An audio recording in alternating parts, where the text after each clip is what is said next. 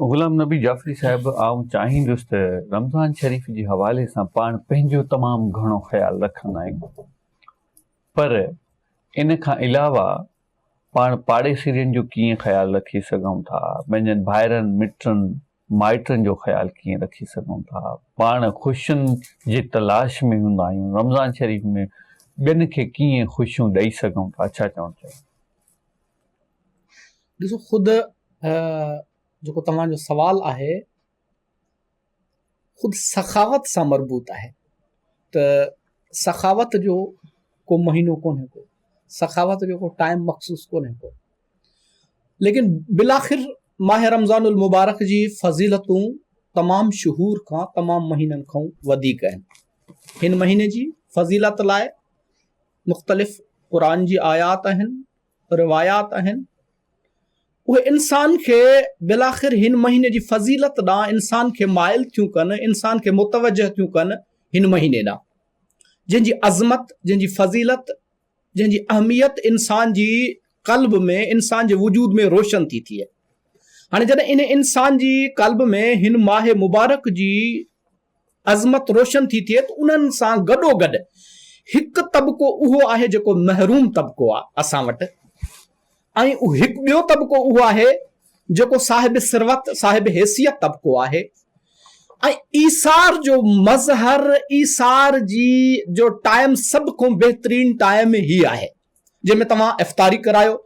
ऐं इफ़्तारी जे लाइ फ़ज़ीलतूं बे इंतहा आहिनि। त अगरि को हिकु मोमिन खे तव्हां रोज़ो इफ़्तार करायो त इन जी तमामु बे इंतहा अजर सवाब आहे, अल्लाह वटि इन जो बे इंतहा अजर सवाब आहे। यानी गोया के जेको शख्स पूरो ॾींहुं अज़ान फजर खां वठी अल्लाह जे ख़ातिर बुख ऐं प्यास में रहियो आहे, अगरि को उन जो बंदो अची उन मोमिन बंदे खे अची उन जी ख़िदमत में को ताम पेश करे त यानी अल्लाह जे मेज़बान में, अल्लाह जी मेज़बानी में उहो मोमिन बंदो शरीक आहे। वाह वाह वाह।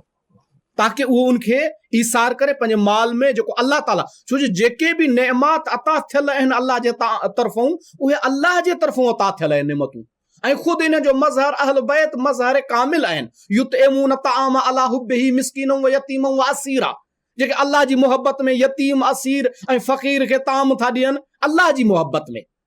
लिहाज़ा सीरत अहल बैत ऐं सुन्नत पैगंबर आज़म सल्लल्लाहु अलैहि वसल्लम असां वटि मिसाली आहे। तो उन्हनि जी ईसार ॾिसो, तव्हां उन्हनि जी कुर्बानियूं ॾिसो त ख़ुदि मौलाए कायनात अली इब्न अबी तालिब अलैहिस्सलाम जी सवाने हयात में मिले थो त जॾहिं मौला जी शहादत थी, ज़रबत लगी उन्हीं जी शब, जॾहिं मौला खे ज़रबत लगी हालत सजदा में, हालत नमाज में ज़रबत लगी, जेॾीमहिल मौला जी शहादत थी आहे त कूफे जा ॿार पुछनि था त जेको शख्स असांखे यतीम, फुकरा, मसाकीन ऐं बेसहारा माण्हू पुछनि था त जेको असां वटि ईंदो हुयो उहो काॾे वियो, ॾियण वारो काॾे वियो?